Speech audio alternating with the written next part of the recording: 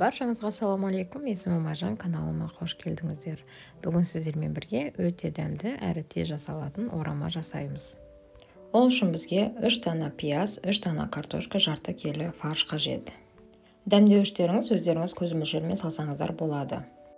Қамырды мен алдын ала тесто-место дайындап алдым. Қамырдың рецебі ең бірінші видеоролигімде көрсетілген. Пиязымыз бен картошкамызды ұсақтап тураймыз. Дәмдеуіштерін салып, фаршпен араластырамыз.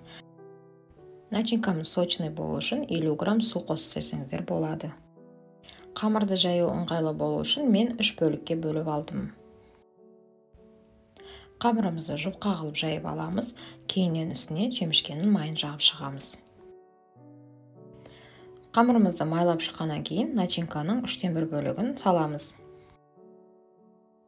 Ораманы ораған кезде әрбір ораған бөлігіне тағы да май жағып шығамыз.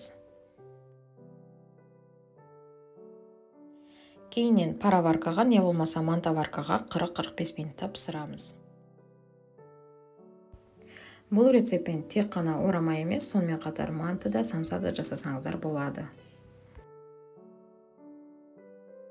Бүгінгі менің видеоролигім сіздерге пайдалы болса, міндетті түрде подписка жасап, лайк басуды ұмытпаңыздар. Сіздермен бірге болған мен Айжан, назарларыңызға рахмет.